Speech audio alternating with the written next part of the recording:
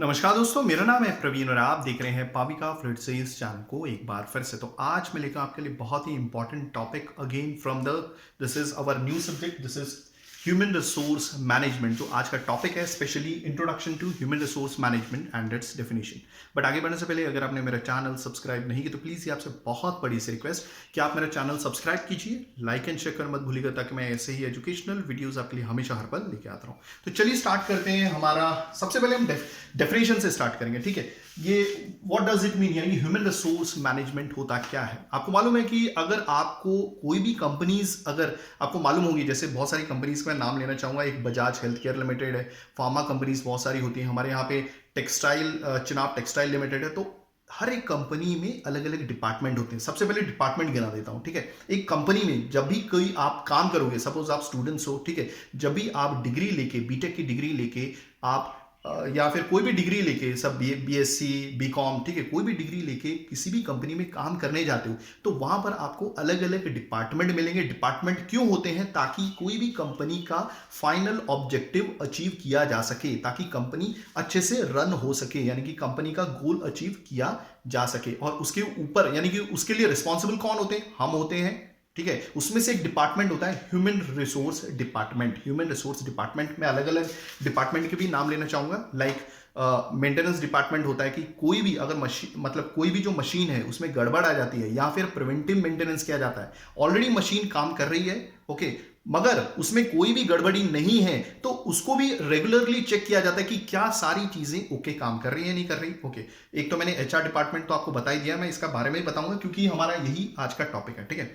Then maintenance department हो गया, okay. Then quality assurance department हो गया। जब भी आपके प्रोडक्ट मींस रेडी हो जाते हैं तो उसको अश्योर करने के लिए वो 100% ओके है, क्वालिटी अश्योरेंस डिपार्टमेंट होता है। क्वालिटी कंट्रोल डिपार्टमेंट होता है, जहां पे पैरामीटर्स कंट्रोल में रखे जाते हैं, यानी कि पैरामीटर्स कंट्रोल में है या नहीं, वो क्वालिटी कंट्रोल द्वारा चेक किया जाता है। रिसर्च एंड डेवलपमेंट डिपार्टमेंट, ठीक है। तो आप देख रहे हैं कि काफी सारे डिपार्टमेंट है। रिसर्च एंड डेवलपमेंट डिपार्टमेंट यानी कि रिसर्च की जाती है, डेवलप किया जाता है, कुछ नए नए प्रोडक्ट्स डेवलप किए जाते हैं अकॉर्डिंग टू द जो भी मार्केट का जिस हिसाब से डिमांड है उस हिसाब से प्रोडक्ट्स पे रिसर्च वर्क किया जाता है और नया प्रोडक्ट बनाया जाता है। देन और कौन कौन से डिपार्टमेंट होते हैं? This is your store department होता है, या फिर इन्वेंट्री डिपार्टमेंट, जहां पे रॉ मेटेरियल स्टोर होता है। तो बहुत सारे डिपार्टमेंट अलग अलग होते हैं, उनमें से एक होता है एचआर डिपार्टमेंट। अब एचआर डिपार्टमेंट का क्या काम है? तो वो सारे डिपार्टमेंट के हेड से फीडबैक लेता है। क्या फीडबैक लेता है? कि भाई हर एक डिपार्टमेंट में लगने वाले पर्सन्स कितने होने चाहिए, ठीक है, उनकी क्या क्वालिफिकेशन होनी चाहिए, ताकि एक कंपनी वो अच्छे से रन कर सके, वो अपने फाइनल ऑब्जेक्टिव की तरफ यानी कि बढ़ सके, ताकि फाइनल ऑब्जेक्टिव्स आराम से अचीव कर सके, ठीक है। हमें इस हिसाब से चलना है कि ह्यूमन रिसोर्स ज्यादा भी यूज ना हो, क्योंकि पेमेंट देनी, भाई पैसा जेब से जाएगा तो कोई भी यानी कि ह्यूमन रिसोर्स को कम करने की सोचेगा। तो वो सारे डिपार्टमेंट से यानी कि एक फीडबैक ले लेता है, आपको किस टाइप के पर्सन चाहिए, उसकी क्वालिफिकेशन क्या होनी चाहिए। तो ये पर्सन ह्यूमन रिसोर्स मैनेजर, ठीक है। एक ह्यूमन रिसोर्स डिपार्टमेंट होता है, उसके अंदर ये ह्यूमन रिसोर्स मैनेजर होता है। इसके नीचे भी काफी सारी पोस्ट होती हैं। तो वो क्या करता है? मार्केट में जाके एक एडवर्टाइजमेंट फ्लोट कर देता है कि भाई हमें एक इस जॉब डिस्क्रिप्शन का पर्सन हमें लगेगा इतनी क्वांटिटी में, यानी कि इतने नंबर्स या फिर इतनी क्वांटिटीज में लगेगा, 5% लगेंगे, 10% लगेंगे, आप इस दिन इंटरव्यू के लिए आ सकते हैं। तो सबसे पहले मैं इस डेफिनेशन के बारे में बता देता हूं। Human resource management is the process of acquiring, training, appraising. पहले इसका मतलब देखते हैं। ह्यूमन रिसोर्स मैनेजमेंट क्या है? ये एक तरीका है जिससे एक पर्सन को सिलेक्ट किया जाए, ठीक है। सपोज अगर कोई भी पर्सन या 10 पर्सन आते हैं एक पर्टिकुलर पोस्ट के लिए, पोस्ट एक ही है, 10 पर्सन है, कंपटीशन बढ़ रहा है, सबको जॉब चाहिए भाई, ठीक है। तो अब वहां पर उस पर्टिकुलर डिपार्टमेंट का मैनेजर भी होगा जिसको इंटरव्यू लेना है, और साथ में ह्यूमन रिसोर्स मैनेजमेंट का मतलब ह्यूमन रिसोर्स मैनेजर है वो भी बैठेगा। वो क्यों बैठेगा? भाई आपको कितनी सैलरी देनी है, आप फ्रेशर हो, पहले आपको ट्रेनिंग देनी है, ये सारी चीजें वहां पे डिस्कस की जाती हैं। तो अगर आप वो राउंड क्लियर करते हैं, कोई भी जो भी इंटरव्यू होगा, पहला राउंड, दूसरा राउंड, तीसरा राउंड, अगर मैं राउंड बढ़ा रहा हूं तो that means I am talking about MNC companies. तो सबसे पहले सिलेक्ट करना एक सही पर्सन को उस पर्टिकुलर जॉब के लिए, ताकि काम एफिशिएंटली हो। तो सबसे पहला काम है अक्वायर करना, सिलेक्ट करना, ठीक है। उसके बाद अगर नया पर्सन है तो मैं डायरेक्टली जॉब नहीं दे दूंगा, डायरेक्टली पोस्ट नहीं दे दूंगा, उसको मैं ट्रेनिंग के लिए भेजूंगा नेक्स्ट। जैसे बैंकों में अगर कोई काम करता है, सिलेक्ट होता है, ठीक है। अब हर कोई यानी कि बीटेक कर रहा है वो भी बैंक की तरफ जा रहा है, देन आर्ट्स कर रहा है वो भी बैंक की तरफ है, बीकॉम तो वो तो फील्ड ही वैसी है, ठीक है, तो इतना मुश्किल नहीं आएगी। तो ट्रेनिंग अवेलेबल कराना सबसे जरूरी होती है। अभी ट्रेनिंग 1 मंथ की हो सकती है, 6 महीने की हो सकती है, 1 साल की होती है। आपने देखा होगा पब्लिक सेक्टर अंडरटेकिंग 1-1, 2-2 साल की भी ट्रेनिंग होती है, और इस ट्रेनिंग के दौरान भी आपको स्टाइफंड प्रोवाइड किया जाता है, ठीक है। तो हमने क्या किया, उस पर्सन को सिलेक्ट किया, उसको ट्रेनिंग दी, फिर उसकी तारीफ करी, या फिर बोल सकते हैं उसको पोस्ट दे दी, ठीक है, ओके। उसके बाद उसको कंपनसेट किया, मतलब सैलरी प्रोवाइड करना स्टार्ट कर दी, हो गया, ओके। जब ये सारी चीजें हो जाती तो आप देख रहे हैं ये this is all about process. ये सारा प्रोसेस है, 1 by 1 आपको सारी चीजें करनी पड़ती हैं, acquiring, training, appraising and compensating employees. और रिलेटेड जब वो पर्सन उस कंपनी में काम करता है तो उसके बाद क्या बता रहा है, and attending to their labour relations.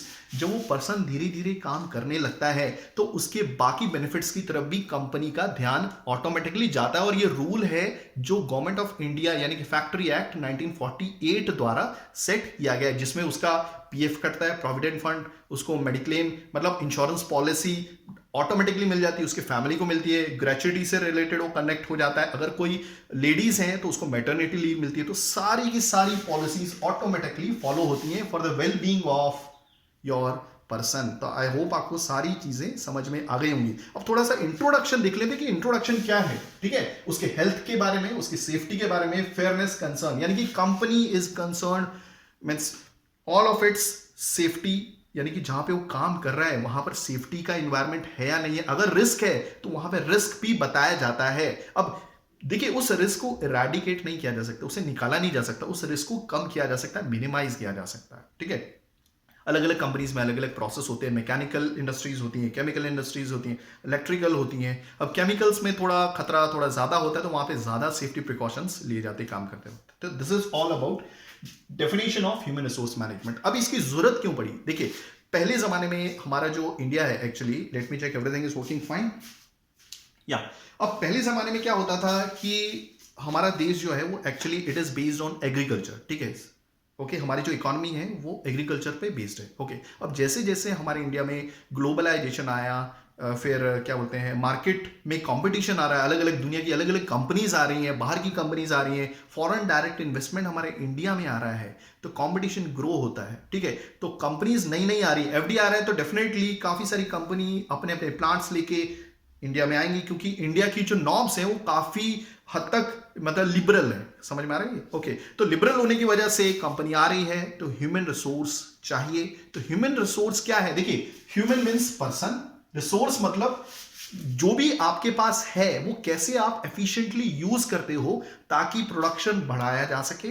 Clear हो गया, okay. By using less number of persons की क्वांटिटी आपको मिनिमाइज करनी है और एफिशिएंटली वो प्रोड्यूस करेंगे। क्योंकि देखिए अगर हम किसी को ट्रेनिंग नहीं देते तो वही पर्सन उसी काम को करने के लिए 1 घंटा लगाएगा, मगर जो एफिशिएंट ट्रेंड पर्सन है वो कितना टाइम लगाएगा, मुश्किल से 15 मिनट 20 मिनट लगाएगा, और वो क्वालिटी वर्क प्रोड्यूस होगा। कोई नया पर्सन है तो वेस्टेज ज्यादा होगा।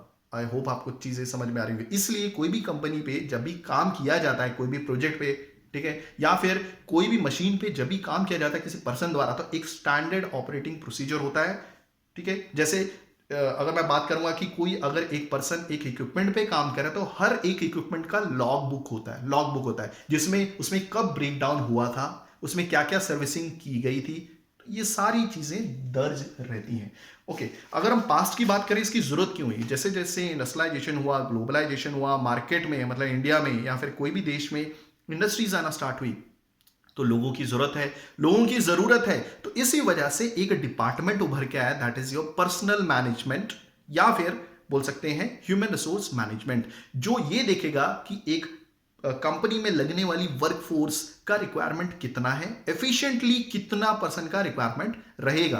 क्लियर हो गया, तो ये सारी चीजें देखने के लिए हमारा ह्यूमन रिसोर्स मैनेजमेंट बना है। और ऑलरेडी मैंने आपको काफी सारे डिपार्टमेंट्स तो गिनाई दिए हैं। ये क्या करता है, सिंपल ये जस्ट फीडबैक लेता है, और इसमें भी क्या बोलते हैं, ये जस्ट फीडबैक लेता है अलग अलग डिपार्टमेंट्स के। मैंने ऑलरेडी तो आपको डिपार्टमेंट्स के नाम बताई दिए, जैसे एक बार वापस रिपीट कर दे तो जल्दी जल्दी, R&D department, then maintenance department, then store department यानी कि इन्वेंट्री डिपार्टमेंट भी होता है, और हर एक डिपार्टमेंट के अलग अलग मैनेजर्स होते हैं, ठीक है। लाइक अगर हम इनिशियली कोई भी कंपनी में काम करते हैं तो ऑफिसर लेवल पे आप काम कर सकते हो, उसके बाद executive, then senior executive, sorry then assistant manager, then your deputy manager, then vice president, then president. फिर vice president के बाद आप बोल सकते हो डायरेक्टर्स में आ जाते हैं, बोर्ड ऑफ डायरेक्टर्स में आ जाते हैं. तो आई होप आपको सारी चीजें बहुत अच्छे से समझी होंगी.